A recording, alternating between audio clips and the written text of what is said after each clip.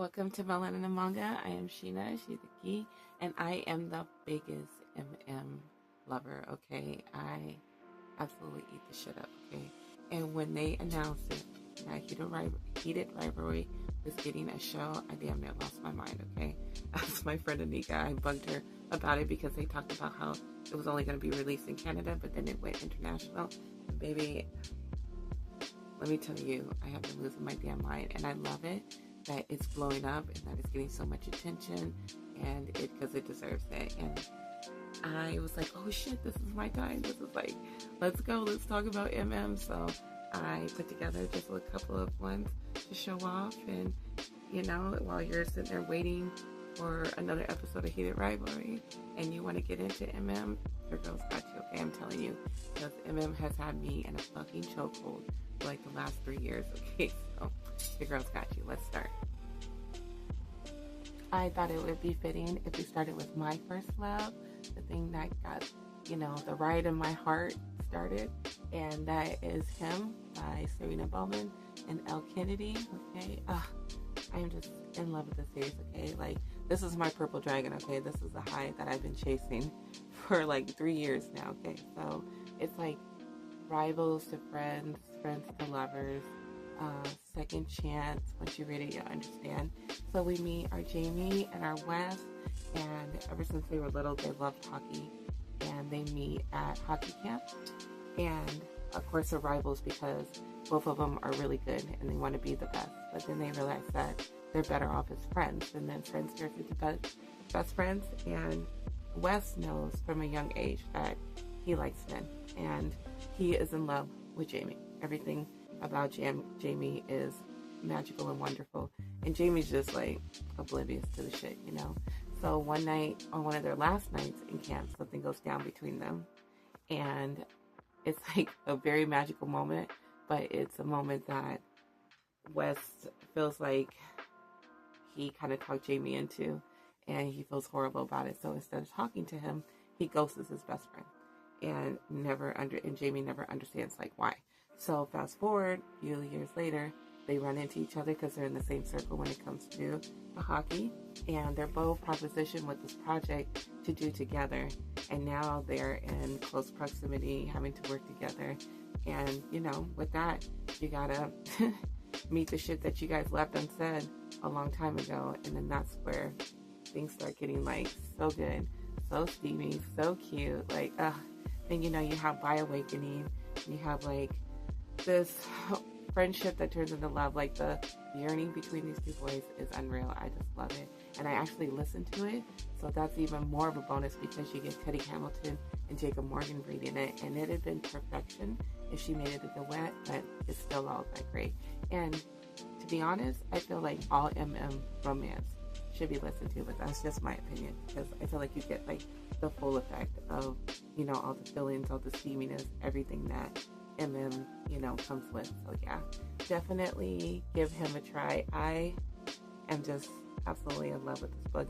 I got the girls at work reading it. Anytime anybody asks me something like a rec, I'm always throwing out Him. Like, it's just such a feel-good story, and I'll always cherish it. Serena Bowen actually has a lot of MM romance series, okay?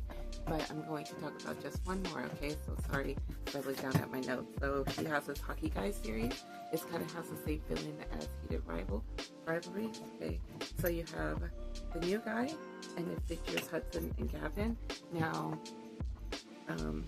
Hudson is the new guy. He keeps getting traded, and he's like, you know what? I need to buckle down. No messing around, just keep my head down and, you know, get these shots in and everything. So he ends up meeting this guy named Gavin in the bar, and he's like, okay, casual hookup, nothing serious. I'm not looking for anything like that. Well, he goes to take him home. Gavin goes to take him home. Little does he know, they live in the same apartment. They're damn near neighbors, right? And then they're like, oh no, this isn't gonna work, because they don't want to, like, you know, run into each other all the time and everything. And Gavin's actually a single parent. And he's like raising this little girl by himself, and he's like a new guy too, and he gets a job as a therapist at the local hockey team. Little does he know, he's on the same damn team as Hudson, and now it's like we know that we're attracted to each other. There's chemistry there. There's everything there. But you know what? We're both professionals. We both need this job. So let's not mess with each other. And that is code for let's mess with each other. So I absolutely love it. You know, you have Sound Family. You have Forbidden Love in a way, you know. So it's such a cute story. So then in the same little series, you have I'm Your Guy, you have Tomasimo, I believe that is, and Carter. So Tomasimo is a new guy. He gets traded to the same team. He is around Christmas time, and he's just like, he has to decorate his new house and everything. He's like, I don't have the time, but he wants his mother to come and be with her on Christmas because his mother's been sick. She's been through a lot, and he wants to make Christmas spectacular for her. So he doesn't have time. He has no patience in getting any furniture or anything. And he ends up running into this guy named Carter. Now Carter is actually a designer, and he needs a big break. You know, he's really good at his craft, but he got himself into some trouble. But he needs the one big break to break him out of his situation. So they end up, you know, having to be in close proximity. He ends up hiring him, and they're in close proximity. It's very slow burn, very like getting to know each other, being friends, and realizing, you know, like it could be more, but are we daring to do something like that? So yes, love it.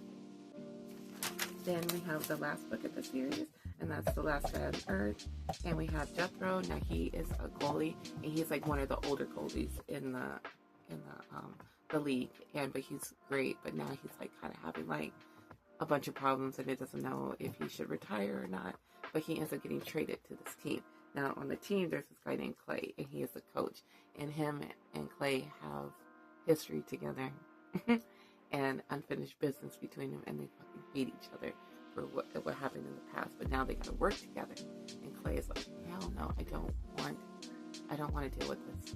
Okay, I don't want to deal with this. But you know, he has no choice. You know, so it's second chance at love. You know, Jethro, he's fostering his nephew. Yeah, so it's just like a lot going on, but. Love it, love it, love it. And I believe that my boy Teddy Hamilton narrates that one too, if you're interested in the audiobook. You'll see Teddy and Jacob Morton being used a lot, okay? And that's not a bad thing, so yeah. Next up I have for you is the Summer of Men collection by L. Blakely. So we have 4 books. We have Crushing on Him, Scoring on Him, Winning with Him, and All In with Him. So it's like Forbidden Love, Second Chances, Pining, everything wrapped into one. So you meet these 2 dudes named Declan and Grant.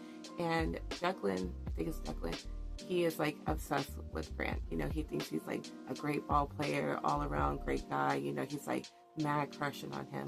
But he knows that Grant isn't into dudes. But they're on the same team, and they get to spend time together, and when they actually spend a little bit alone time, things heat up between them, and Declan can't be any happier, right? So some stuff goes down, and they end up not talking to each other, not seeing each other anymore, and it's basically them trying to get back to one, you know, first base with each other. So I think it's so good. I can't stand miscommunication sometimes, and I cannot stand like when they're apart for a long time, just like in Heated Rivalry. Spoiler alert. So, you know, but this one makes sense. It needed to happen the way that L. Blakely does it. It was good. And you had the pining, the yearning, and when they would come together, you're just like, oh my God, could you just want to put your heads together and make you guys kiss? But, you know, it was so good. The growth, the maturity, you know, the character development in the story. I just ate the shit up. Okay, so definitely check that one out too. Alright, the next one that I have for y'all is Iced Out by C.E. Ritchie. This is part of a series. I've only read this one though. And this one is a trip. This one trips me out every single time I think about it. So you have the 2 guys named Quentin and Oakley. Quentin is he's your black sheep, and then Oakley is like your golden boy. And they're on the same team. They fucking hate each other for good reasons. And like, I love enemies to lovers. That's convincing, and these 2 are very convincing. Okay, so Oakley is like more like team captain, you know, like wanting to do right, And then, Quentin just drives him crazy because it seems like he doesn't care when he really does. So, they are on a losing streak, and it's because these two can't get it together and click, you know. So, and one night, and they love like rallying each other up. You see what I'm saying? Like, and pushing each other and daring each other and stuff. So one night they dare each other, and something goes down in between them. Now, like I said, they're on a losing streak, and people that play sports like hockey, you'll learn that like they're superstitious a lot, you know. So they end up winning a game after they hook up. So they're like, you know, they both want to say, oh, we'll do whatever it takes. And if that means I have to keep sleeping with you in order to win, then we got to do what we got to do. You know, they're ridiculous. So, yeah, whatever it takes, even if I have to, like, sleep with my straight enemy, you know, like, but the more that they spend time with each other, the more that they see that they shouldn't hate each other. And I think it's a really good example of enemies to lovers. You know, you need that push and pull, you know, and the hate and the chemistry, and it's there. I'm telling you, it's there. And definitely listen to this one, okay? Now, another golden retriever / black cat situation, a book that I found this year, and that is Until Him by Cora Rose. You have like enemies to lovers type situation, you know, grumpy sunshine. So you meet this guy named Logan, and Logan is an all-around good guy. You know, he's on the swim team. He's, you know, popular. He's very nice, you know, very respectful. He loves to be social, everything, you know. He's just like an easygoing person, right? But he is really struggling with a couple of his classes, especially chemistry, okay? So he needs it to stay on his scholarship, to be able to swim, etc., you know. So he knows this guy around campus is known to be a genius in chemistry, and his name is Theo. But Theo is all booked up. He's very popular with everybody as far as like tutoring and everything, but he really needs help. So Logan goes to him, and he's like, dude, I'll do anything. I'll pay you anything. I'll do anything. Now, Theo, for whatever reason, does not like Logan at all. Okay, and he's got a chip on his shoulder when it comes to talking to him and everything. And he tells him, thinking that this is going to persuade him not to be around him, he's like, okay, then you have to do sexual favors for me in return of me tutoring you. And Logan's like, what the? He's like, okay, you know, I'm straight, but whatever, it is what it is, you know, like, I need help, and that's kind of weird, but whatever. So he was like, okay, you know. The more time that they spend together, the more that they, you know, crack each other's little shells and everything. You know, Logan's more into trying to be his friend, but Theo's like, no, guy, I'm good. But you know, he slowly chips away at his little heart, his little, you know, icy little heart. It's just so cute, and the way that they do fall for each other is just so good. And you get to see why Theo is the way that he is, and then, you know, letting Logan come into his life, like, I just loved it just so much. And I ended up listening to that one. It was pretty good. Definitely check this one out too. All right, this next one. Oh my goodness, I love this series so much. It's a huge series, okay? But this book that I'm going to talk about, you could just read it by itself. And that is Emily Rath's Pucking Strong book. Okay, so this one just came out this year. So like I said, it's part of a bigger series. The Jacksonville Raids series. Okay, so the first set of the books is like spoiler, MMF. The next one is like MF, and then the story after that, which I absolutely love, Pucking Sweet. That's another one. I love you, Poppy. And then that's MMF. But this one just came out, and they are so stinking cute, and that is Teddy and Hendrix. So I am a sucker for fake dating. I eat the shit up, okay? I don't know why. It's just so stupid to me, but I love it. So you have Teddy, and he is a physical therapist on the Jackson Rays Bills hockey team. And he's so quirky. I love him. Black guy, I love him, love him.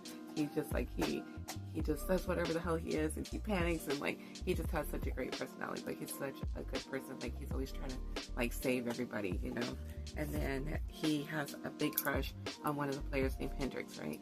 He's this broody, you know, like grumpy type, you know. So it's like grumpy sunshine, because Teddy is definitely all sunshine. So he has this crush on, you know, Hendrix, and he's very quiet, he's very reserved and everything, but he's just absolutely obsessed with him. So Hendrix ends up getting into something happens in his family, and his daughter, or not his daughter, his niece is in a predicament. So he lives in the States, and he's from Sweden, so he has to go back to Sweden and deal with this. And then they're talking about putting his niece in foster care, and he's like, I can't have that happen. Okay, like, this is already traumatic for her. Like, I need her. I'm going to take her and raise her. And people over there are just like, we can give her a better education. We can give her a loving home. We can give her a stable home. Like, what can you offer? You're on the road all the time. You know, you're always in the public eye, and you're not even with anybody. Who's going to watch her? Who's going to do all this stuff? So Teddy ends up going with them. Like, a couple of people end up going with him. And Teddy's like, fuck it. If it gets you closer to getting your niece, let's get married. You know, I know you don't know it, but we can get this. We can fool these people into thinking that we're together and everything. And Hendrix is like, his hands are tied, so he's like, okay, yeah. And you know, at first they're just like, they don't want anything, but you know, but Teddy does tell him like, hey, I do have a crush on you, but I'm not gonna let that get in the way. I don't expect anything, but you know, I'm just trying to help you out, right? So it's just like, when I say slow burn, this one is a slow burn. They literally do not kiss, spoiler alert, until like 150 pages into the book. Like, that's how slow. And she takes her time building these characters and making them see each other fall in love. Like, oh my god, I absolutely love it. Love it. I love Hendrix and how, you know, he's different. Like, how he's reserved, and he doesn't just give his love freely, you know, and his body freely. So, baby, the payoff is great. Oh my goodness, and I love it.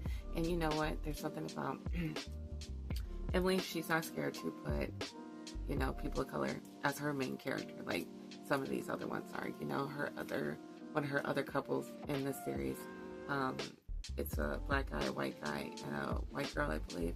But and it's never like anything like very traumatic and all this shit, you know, that it feels like it needs to be. It's just like black people being loved the way that black people should be loved, and I appreciate it, you know. So definitely want to see more of that. So points to you, Miss Emily. But yeah, the series is great. Like I said, you can skip around, because I read the first part where the main story, and you'll see them pop up, but you don't need to know them to understand this book. If this is the only one that you want to read, and it is a big boy, so, but it's so worth it. Like, just to know these two, telling you, it's worth it. So get on it. And last but definitely not least, I have something for my dark romance readers, and that is My Pucking Crush by Tori Chase and Deborah Garland. I found this book this year, and I am obsessed with this book. This is like a comfort her type thing. Like, I like just like putting this on at times and just listening to it. So you have Teddy Hamilton and Joe Arden doing a duet. Baby, when I tell you, I stayed hard listening to this book. So you have Luca, and Luca used to be part of the mob, and now he's broke free from them, and he's hiding basically, and he's just trying to get his life back together. And he ends up getting a security job with this hockey team, and now he is obsessed with their superstar, and his name is Max. And then Max is a very troubled individual, very closeted individual, but he needs protection because he is actually being targeted by some people. So he's really grumpy that Luca has to stay with him like damn near at all times, and he can't stand it because he is attracted to Luca, and nobody knows that he likes men or anything like that, so it becomes a problem. So, you know, he's like always lashing out at Luca, and Luca's not really understanding. But then when he starts to understand, baby, Baby, what is that line in there when, what's he say? Protecting him was my job, but loving him will be my undoing. I'm telling you, I'm obsessed with this book. This is very yummy. You know, the dark romance elements, close proximity, touch him and you die. We are suckers for that, okay? Dark romance, people, we are suckers for that. The mafia plays into it. Now, there are parts that are very, you know, gory, very triggering, so make sure that you look it up. But if, you know, you're okay with that, this is for you, okay? And I wish it was longer. I really wish there was more of it, but yeah, I mean, it's a good time. Promise you, good time, all right? I hope that this is the start to something beautiful, that we keep getting more rom-coms. Oh my God, I'm going to lose my fucking mind, okay? And there's definitely so many more romances out there. I actually did a video earlier this year, so you can go check that out to see like all kinds of, you know, whether it's dark romance or just like, you know, sci-fi, anything like that. I mean, I've basically dabbled in all of them, okay? And I have fallen down this rabbit hole, and I don't plan on coming out anytime soon. But yeah, if there's any ones that you can think of, I mean, like, there's so many more sports ones. Oh my goodness, there's so many. But you know, if there's a favorite of yours, I definitely want to hear it. Probably read it. Let's talk about it. Leave it in the comments for other people to find and for me to talk to you about. You know, I would love to hear that. So definitely keep watching Heated Rivalry. Keep looking up these books. You know, keep, you know, supporting. Definitely, if you do buy these books, please do not buy them from Amazon. Do not buy them from big bookstores. Look for your local bookstore. Buy them online. I'm going to leave links in the description of ones that may help your community and help, you know, the queer community and everything like that. So yeah, enjoy your reading, your steamy reading, and yeah, I'll see you next time.